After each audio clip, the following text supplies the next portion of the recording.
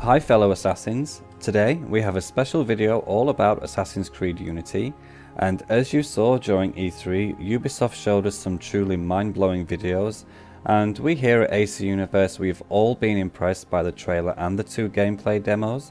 So with that, we have tons of information to share with you in this video, so do sit back and do enjoy. But just to give you a heads up, there may be some spoilers coming up, so you have been warned. And firstly, let's kick off with our brand new assassin Arno. Now Arno suffered from the death of his father. He feels quite guilty for his death, and so he decided to avenge his father's death. This is why he becomes a master assassin. And Arno himself, he is a very charismatic assassin with a great sense of humour, and his humour, it often comes across as sharp and witty, and this sharpness he has, it also affects the way he uses parkas and the way he fights. And most certainly Arno is more deadly than any of the previous assassins. He joined the Assassin Order to avoid corruption and suffering, and he joined the Order at the age of 21. And as an assassin, he will hunt down the conspirators, a branch of Templars who are pulling the strings of the revolution and preparing the coming of their new world. His quest is mainly about redemption because, as we said, he feels quite guilty of the loss of his adoptive father, and for those who were paying attention, you should have noticed that in the first trailer, Arno has a pocket watch. Now this pocket watch has a symbolic value for Arno because it is a memory of his dead father, and it is a symbol of Arno's responsibility in his death. We'll see the watch several times in AC Unity and we'll realise its sentimental value, for example when it gets stolen during Arno's imprisonment in the Bastille and he fights to recover it. Now let's talk about the most beautiful city in the world, which is of course Paris, and this is the biggest city ever created for an AC game. It's represented on a 1:1 scale so we can feel the height of every building, and the city has been built with the new Anvil engine. And this new engine allows us to have better animations and cinematics with a more dramatic style, and also it allows us to deal with all the next gen assets, and finally it allows Ubisoft to create a beautiful, artistic and realistic world, a true next gen world. And just to give you a little bit more information about Paris, if you remember in Assassin's Creed 3 the frontier and how big the frontier was, Paris has been developed along those lines in terms of size, so Paris is absolutely huge. And to give the life in Paris, Ubisoft wanted to improve the crowd. So we'll have thousands of NPCs on screen and they will react to your actions. There will be different factions in the game, the loyalists, the moderates and the revolutionaries. Among these factions there are nobles and the commoners. You'll also be able to meet famous characters such as King Louis XVI, Napoleon, Robespierre and many more. And as for the Templar side of things, it will be explored a lot in AC Unity, and in the game a strange entity will be encouraging the revolution to reach its objectives, which we think that this entity is Juno, but it could also be Eve, who is the symbol of the revolution. So in Paris you'll be able to see famous places such as Notre Dame de Paris, La Bastille and even the Louvre, and you'll also have tons of side quests in Paris such as murder mysteries, Paris stories, crowd events, treasure hunts, assassination contracts, just to name a few. And also the 3 main pillars of the game have been rebuilt from the ground up. Navigation has better control and precision, and as you saw the way Arno moves, it's much more fluid and feels much more natural. You'll be able to navigate through buildings, which we did have a theory about in our first video regarding AC Unity, and now Ubisoft have confirmed this.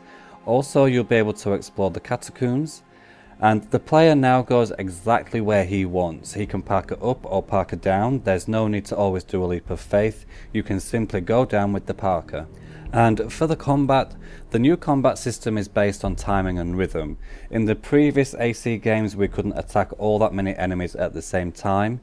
It was always a case of we attack one and counter another, but now that combat system is no more.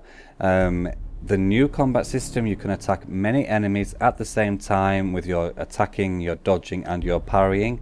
And also combat will be harder as well. We will be meeting different enemy archetypes as we progress through the game.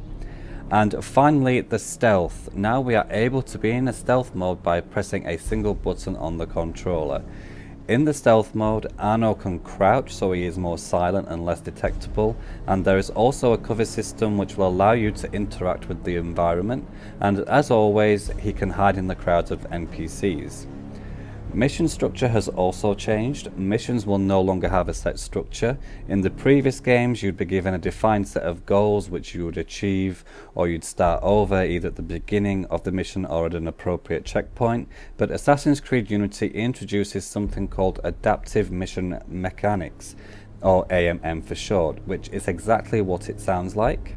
To explain a little more about AMM, Amancio, the creative director of Assassin's Creed Unity, he lays out a typical scenario from the previous games.